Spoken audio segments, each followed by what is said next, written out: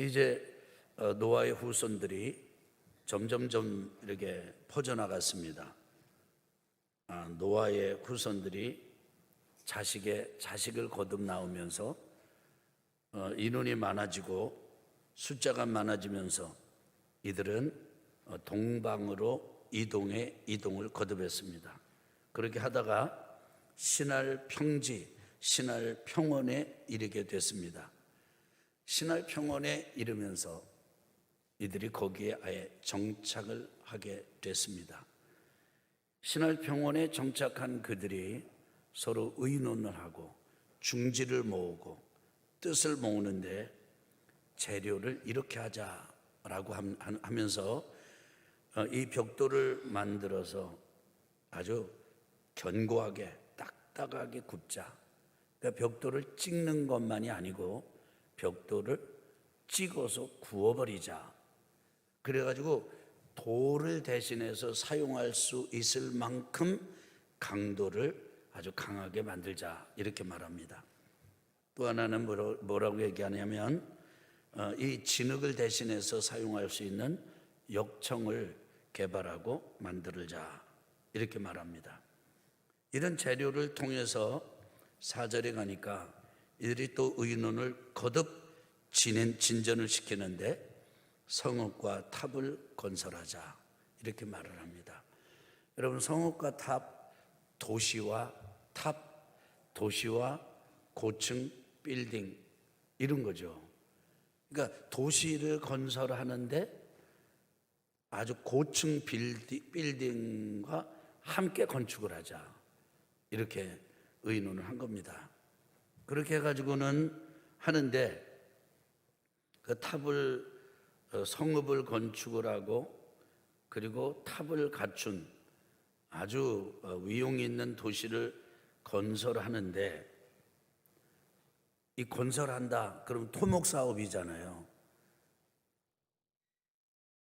이 도시를 계획하고 건설을 하는데 이렇게 도시를 건설하고 탑을 세우는 이유가 있다. 3가지 캐치프레이즈를 걸었습니다. 첫째는 뭐냐면 그 탑 꼭대기를 하늘에 닿게 하자. 두 번째로는 뭐냐면 우리 이름을 내자. 세 번째로는 온 지면에 흩어짐을 면하자. 절대로 흩어지지 말자. 이렇게 운동을 벌였습니다. 그런데 이것을 하나님께서 내려다보고 계셨어요.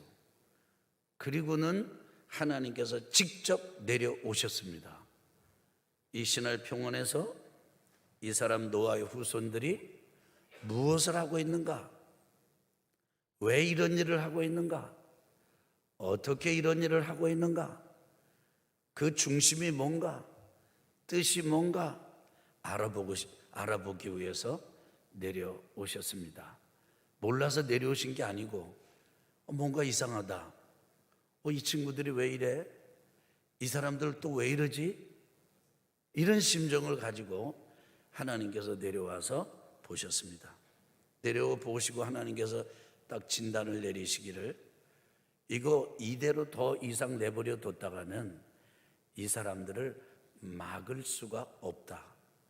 물론 여러분, 홍수 심판과 같은 또 한 번의 아주 결정적이고 처참하고 파국적인 심판을 내린다면 멈추지 못할 리가 없지요. 멈출 수 있습니다. 그런데 하나님께서는 그 심판을 하는 일을 즐겨 하시는 분이 아니세요. 이미 에덴 동산에서 쫓겨난 아담과 하와 그 후손들이 이 땅에서 가득 채우고 번성하고 땅에 충만하면 충만할수록 세상에 악이 가득하다는 것을 보시고 하나님께서 그것을 고치고 수리하시고 사람들을 바꾸려고 무진 애를 쓰셨지만은 되지 않았을 때 하나님은 홍수로 그 땅을 완전히 심판해 버리셨습니다. 그것을 하나님께서는 원치 않으세요. 이 사람들 그런 극단적인 방법을 사용하기 전에는 이대로 놔뒀다가는 조금 더 가면 이 사람들을 중지시키고 멈추게 할 수가 없겠구나, 이렇게 판단을 합니다. 왜냐하면 이 사람들이 지금 이 도시를 건설하고 탑을 세우고 그리고 하늘에 닿게 하고 이름을 내고 흩어지지 말자, 이것은 전부 하나님의 뜻에는 완벽하게 어긋나는 일이거든요. 드러내놓고 하나님의 뜻을 거역하는 겁니다. 하나님의 의도와는 정반대 방향으로 이들이 나아가고 있는 것이죠. 하나님께서 이들을 흩으십니다. 흩으시기 위해서 사용하신 방법이 뭐냐면 언어를 깨뜨리신 거예요. 언어를 나눠버리신 겁니다. 언어를 혼란케 하신 거예요. 같은 말을 하고 제스처를 쓰고 이렇게 하는데도 서로 소통이 되지 않습니다. 이해할 수 없게 됐습니다. 여러분, 이 사람들이 이 도시를 건설하고 탑을 갖춘 도시를 건설하자 이렇게 했을 때 이 사람들은 이미 노아의 후손으로 한 족속, 같은 족속이었어요. 한 언어를 썼습니다. 같은 언어를 썼습니다. 뜻과 목적과 의도가 한 뜻, 한 목적, 같은 목적을 가졌습니다. 이 사람들은요, 둘이 아니었어요. 나뉘지 않았습니다. 하나가 됐습니다. 훌륭한 일이죠. 그런데 문제는 이렇게 아주 하나가 돼서 일치해서 하나님의 뜻을 거역했다는 데 문제가 있는 거죠. 그래서 하나님께서 그들을 언어를 다 흐트러 버리셔요. 이 사람들이 더 이상 통하지 않고 서로 이해할 수 없게 되면서부터 함께 있는 것 자체가 고통이었습니다. 함께 도저히 일을 할 수가 없게 됐습니다. 그래서 이 사람들이 흩어집니다. 흩어져서 그 도시에 더 이상 이렇게 도시를 건설하는 일은 중단하게 됐습니다. 그 일을 겪고 난 다음 사람들이 그 지역을 부르기를 혼란의 땅, 혼잡한 도시 바벨이라고 부르기를 시작했습니다. 그래서 우리는 이 탑을 바벨탑이라고 부르죠. 사실은 그 탑은 도시에 함께 세워진, 건설하는 도시에 세워진 탑이었을 뿐입니다. 더 정확하게 말한다면 이렇게 말하는 것이죠. 혼란의 땅에 세워진 도시와 탑, 이렇게 해야 더 정확하죠. 그런데 이런 신할 땅에서 도시를 세우고 탑을 세우는 이런 일들은 그 이후에도 중단되지 않았습니다. 지금까지 이어져 오고 있습니다.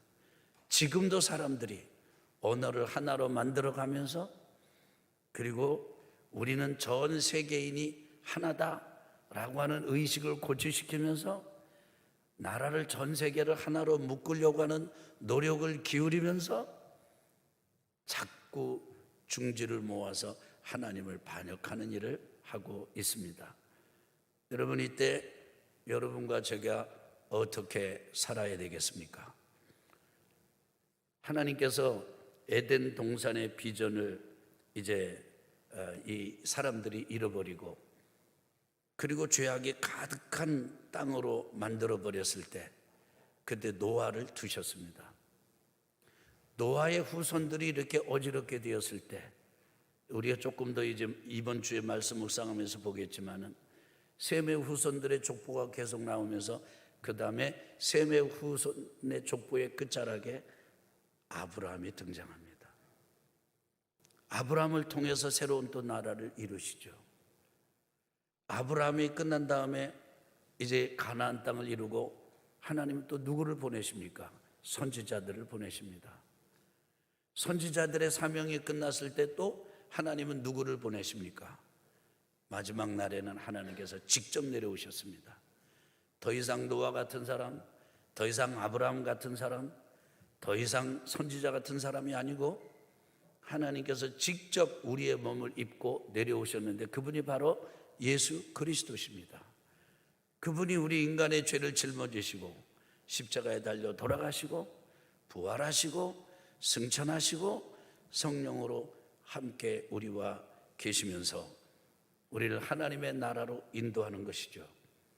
여러분, 이처럼 세상이 타락하고 이 신할 땅에 이런 악한 일들이 일어날 때 하나님은 기다리세요. 하나님은 기대하십니다. 노아를 기대하시고 아브라함을 기대하시고 오늘은 여러분과 저를 기대하십니다. 그런데 노아가 살았던 그 정신이 무엇이고 아브라함이 살았던 정신이 무엇이고 그리고 지금 이 신할 땅과 같은 이런 악한 도시를 악한 탑을 세우면서 하나님을 공개적으로 반역하는 이 시대에 여러분과 가지고 살아가야 될 정신은 무엇입니까? 이 부분을 읽고 기도하다가 그렇구나, 이 도시를 건설하는 사람들의 그 정신과 꼭 반대되는 정신만 가지면 되겠구나. 그래서 오늘 말씀의 제목을 반대 정신이라 정했습니다. 첫 번째, 여러분과 제가 가져야 될 반대 정신, 첫 번째는 낮아지는 것입니다. 하늘 꼭대기까지 닿도록 높이죠. 지금도 우리가 자녀들을 낳고 기르고 그리고 사람들을 격려할 때 어떻게 말합니까? 높이 올라가라고, 승진하라고, 출세하라고, 모든 사람들이 다 우러러볼 수 있도록 그렇게 살으라고, 그렇게 사람들에게 도전하고 그리고 가르치고 세상이 그렇게 요청합니다. 그것을 성공적인 삶이라고 말하고 있죠. 여러분 기억하시기 바랍니다. 노아의 후손들은 절대로 이렇게 교만했던 사람들이 아닙니다. 방주에서 방금 나온 노아와 그 아들들, 가족들을 생각해 보십시오. 방주에서 나와서 가장 먼저 한 일이 무엇입니까? 탑을 쌓은 일이 아닙니다. 넓게 쌓은 게 아니고 제단을 쌓았습니다. 제단을 왜 쌓았습니까? 이 심판의 시기를 거치고 나서 아무리 생각을 해보고 아무리 검토를 해봐도 하나님의 은혜가 너무 사무치게 감사한 거예요. 그래서 방주에서 나오자마자 그 노아와 가족들은 제일 먼저 단을 쌓고 하나님 앞에 제사를 드렸습니다. 번제를 드렸습니다. 하나님께 감사의 예배를 드린 것이죠. 이렇게 행하신 분 하나님이십니다. 이 심판의 세월을 거쳐서 우리를 구원하신 분 하나님이십니다. 앞으로 우리를 인도하실 분도 하나님이십니다. 하나님 앞에 철저하게 노아와 그 자녀들은 엎드렸던 것이죠. 그런데 세월이 흘렀습니다. 한 세대가 지나고 또 한 세대가 지나고 이동하고 이동하다가 신할 땅에 이르게 되었을 때 이 노아의 후손들은 그 조상 노아와 그리고 그 아들들이 경험했던 하나님의 은혜를 잃어버렸습니다. 기억한 것은 하나님의 심판만 기억한 것이죠. 그래서 자기들 나름대로 대안을 마련하고 대책을 마련하면서 도시를 건설하는데, 탑을 세우는데 하나님의 의도와는 정반대의 이런 도시와 그리고 탑을 반대하는 정신을 가지고 세운 것이에요. 사랑하는 형제 자매 여러분, 우리 교우 여러분, 지금 이 시대, 이때 여러분과 제가 가져야 될 세태를 거슬러 이기고 승리할 수 있는 길이 무엇입니까? 이들과 높아지려고 하는 이때 의도적으로 낮아지는 이것이야말로 세태를 거슬러 꿰뚫어 통찰하며 이길 수 있는, 승리할 수 있는 길인 것을 믿습니다. 그럼 여러분, 높은 자리에 올라가지 말라는 뜻입니까? 아닙니다. 하나님께서 여러분과 저를, 우리 후손들을 이제 높은 자리에 올려놓으실 때가 있습니다. 그리고 그 자리에 우리를 세우실 때가 있어요. 근데 그것은 우리의 영광 때문이 절대로 아닙니다. 사명의 자리로 인도하신 것이죠. 그 높은 자리로 올라가면 올라갈수록 여러분과 제가 가져야 될 이 반대 정신의 첫 번째, 낮아지는 정신을 잃어서는 안 됩니다. 그렇다면 그 자리는 정말 복된 자리가 될 것이고 하나님의 사명을 감당하는 자리가 될 것이에요. 이것을 잃어버리면 그 높은 자리는 추락의 자리가 되어버리고 말 것입니다. 두 번째 반대 정신, 두 번째가 있습니다. 이것은 작아지는 것입니다. 여러분 생각해 보십시오.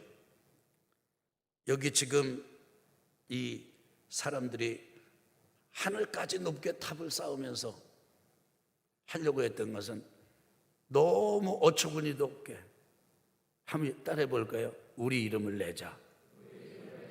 다시 말하면 우리 이름을 만방에 드높이자, 만방에 알리자, 이런 거예요. 쉽게 표현해서 유명해지자고 하는 것이죠. 어느 날 마귀가 예수님을 찾아왔습니다. 그때 예수님은 광야에 계셨어요. 40일 밤낮을 줄이셨습니다. 돌덩이를 떡덩이가 되게 하라. 높은 데서 뛰어내려라. 내가 천사를 보내가지고 내가 너를 받들어서 사뿐 다치지 않고 사뿐 내리게 해줄 것이다. 내게 경배해라. 그럼 내가 천하만국의 영광을 주겠다. 이렇게 마귀가 예수님에게 제안을 합니다. 여러분, 여기에서 여러분과 제가 기억해야 될 게 있어요.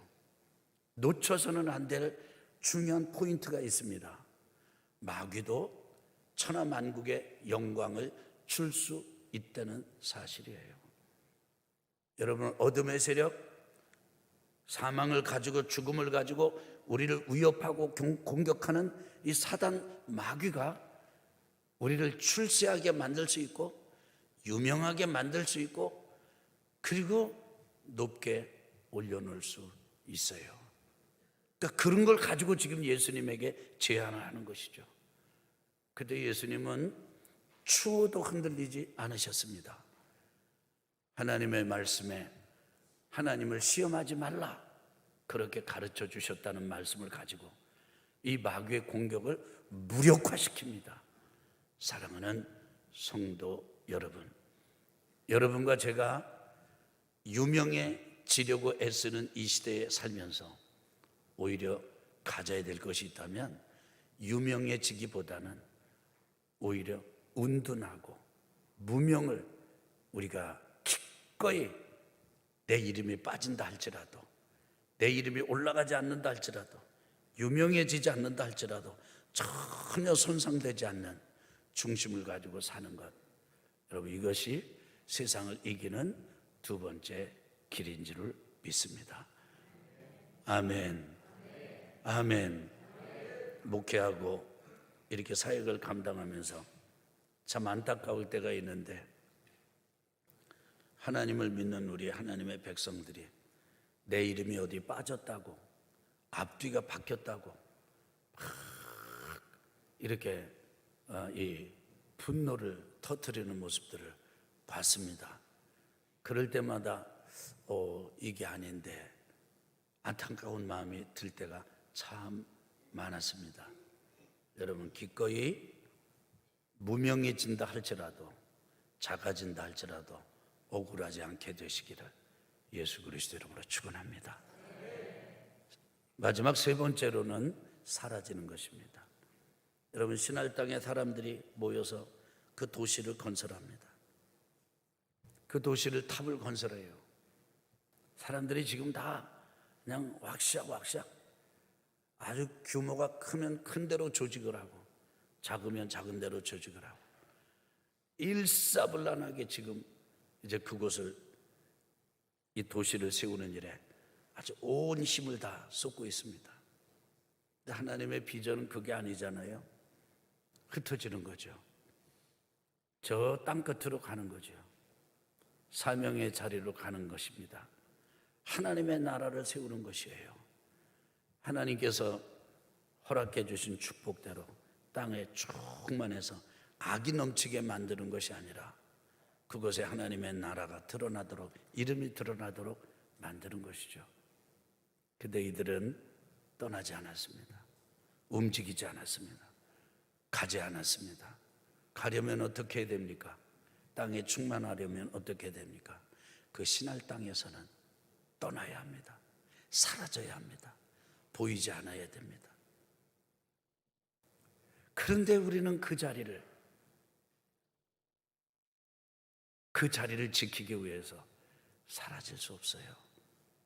그 자리를 지키는 것에 목을 맬 때가 많지요. 근데 오늘 하나님께서는 여러분과 저에게 말씀하세요. 떠나라. 사명의 자리로 이동하라. 그리고 그것이 내가 너희들에게 약속한 축복이다. 내가 너희들에게 약속한 복이 바로 그런 것이다 말씀하십니다.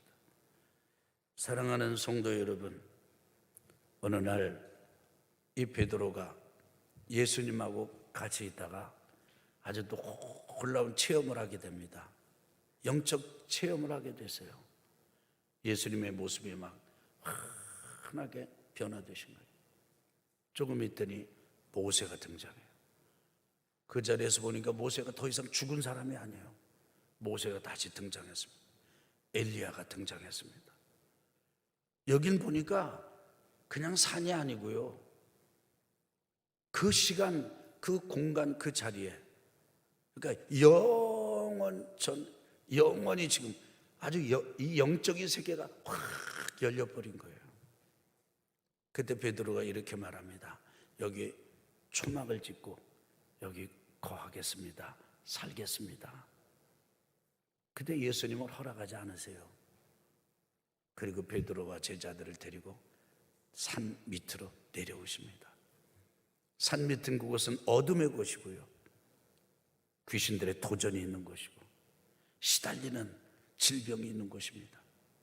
그곳으로 제자들을 데리고 가서 제자들을 다시 한번 하나님 나라 최전방으로 부르시고 보내시는 일을 예수님께서 감당하셨습니다. 여러분과 저의 사명의 자리는 어디입니까? 여러분과 제가 있어야 될 자리는 어디입니까? 기꺼이 지금 이 자리보다 주목을 받지 못하고 마치 내가 그 사명의 자리로 간다면 이 자리에서는 낮아지고 작아지는 것 정도가 아니라 사라지는 것처럼 무명의 존재로 자취도 흔적도 없게 될지라도 여러분과 제가 갈 자리가 바로 그 자리 아니겠습니까? 하나님의 신할 땅을 보시듯이 지금 이 시대를 보십니다. 여러분과 저를 보세요. 오늘 이 한 주간 우리 남은 삶을 하나님께서 오늘 가르쳐 주시니 반대 정신으로 승리하는 우리 성도님들 되시기를 예수 그리스도 이름으로 축원합니다. 축원합니다. 이것이 진정한 성공과 승리의 길이 될 것을 믿습니다. 아멘.